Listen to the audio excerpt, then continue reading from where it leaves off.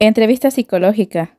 Existen dos tipos de entrevistas que se pueden realizar. Dichas entrevistas son solamente dos y se clasifican entre la abierta y la cerrada. Ambas son fundamentales tanto para adquirir información de nuestro entrevistado como para saber un poquito más sobre dicho entrevistado más allá de la checklist. Entrevista cerrada. ¿Qué es la entrevista cerrada? Es un procedimiento en donde nuestro entrevistador utiliza una serie de preguntas, tanto dirigidas como ajustadas a un determinado objetivo en específico. Este tipo de entrevista suele ser muy rígida debido a que contiene preguntas directas o cerradas. Dichos objetivos planteados son los siguientes: lista de identificación, cuestionario de preguntas y checklist son prácticamente lo mismo. Interrogatorio o cuestionario también son prácticamente lo mismo. Para que esto quede más claro, dichas preguntas serían de esta manera: edad, ¿cuántos años tiene? Lugar de residencia. ¿Cuál es el municipio en el que usted habita actualmente? Grado de estudio. ¿Me podría decir la última escuela en la que usted estudió?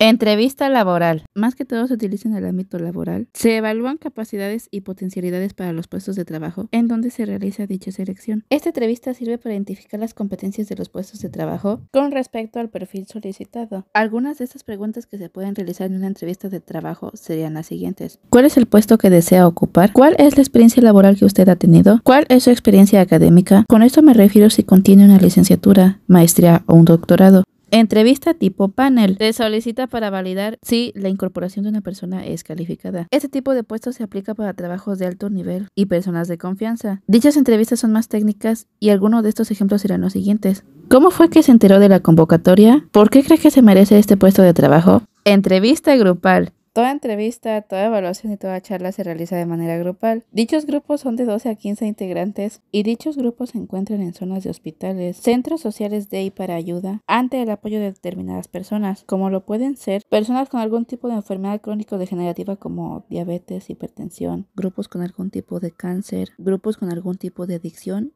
y grupos laborales. Algunos de esos ejemplos serían los siguientes: ¿cómo es que te sientes al estar en este grupo? ¿Nos podrías contar tu plan a largo plazo? ¿Qué es lo que te motiva al estar aquí? Entrevista en línea. Dichas entrevistas se realizan en vía remota, vía telefónica o videoconferencia. Las ventajas de esta entrevista es que tiene un fácil acceso y un bajo costo. Hoy en día muchos psicólogos comienzan a utilizar esta nueva normalidad de la virtualidad con respecto a lo que tenga que ver con las entrevistas psicológicas. Más sin embargo, como no es al 100% seguro, en el sentido que el psicólogo requiere del lenguaje verbal, no verbal, de su entrevistado para tener un mejor análisis psicológico, el cual se procesa y analiza para tener mejores resultados. Así que, dicho psicólogo requiere de una primera entrevista virtual para luego hablar más con su entrevistado, aunque ya las siguientes entrevistas serán de manera presencial. Aquí en esos casos se tiene que tomar muy en cuenta las cuestiones bases de una entrevista. Dichas cuestiones serían la lectura del lenguaje verbal y no verbal. Las cuestiones de la virtualidad cortan muchísimo el lenguaje no verbal. Más sin embargo, el psicólogo, o en este caso entrevistador, se puede basar en otros factores, como lo sería el habla / la voz del paciente, o en este caso entrevistador, observando las cuestiones de vestimenta y corporales de nuestro entrevistado, ya sea si nuestro entrevistado tiene la cámara prendida. Todo esto beneficia al psicólogo a la hora de entablar una relación de manera virtual con su entrevistado, o en este caso nuestro paciente.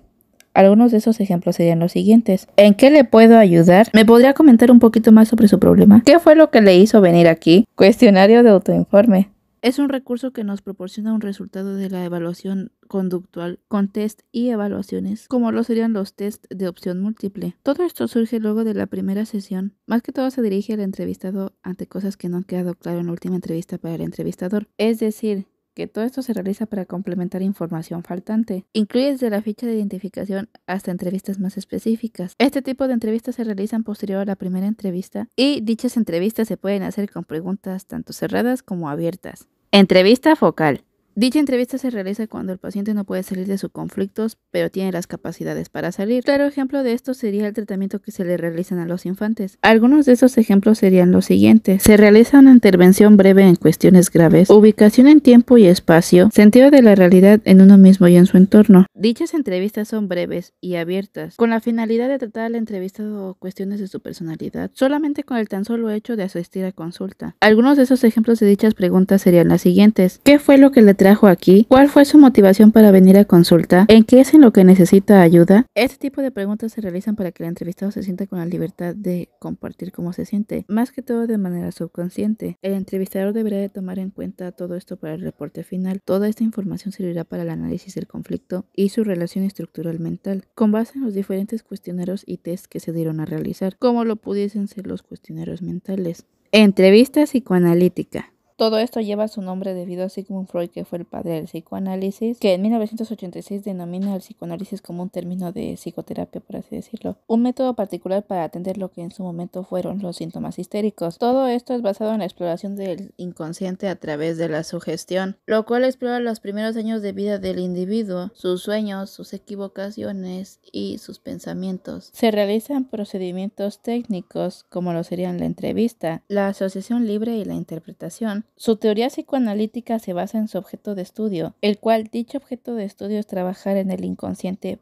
para poder volver consciente lo inconsciente, para que dicho sujeto se dé cuenta en sí, por decirlo de esta manera, de las acciones que realiza de manera involuntaria, aquellas acciones que no entiende, hacer que dichas acciones las entienda y así poder tener un mejor autocontrol y un mejor autocuidado de sí mismo. Métodos psicoanalíticos. Permite instrumentar a nivel conceptual dicha técnica para conocer, interpretar e identificar, analizar y reconocer los traumas psíquicos, recuerdos traumáticos o conflictos psíquicos. Todo esto ayuda a identificar a nuestro paciente /entrevistado, más que todo para tener un mejor autoconocimiento de sí mismo, un mejor autorreconocimiento de sí mismo, brindar un mejor apoyo de dicho autoconocimiento, ayudar a que dichas cuestiones inconscientes ahora sean más conscientes y así tener una mejor solución ante aquellos conflictos que le están agobiando.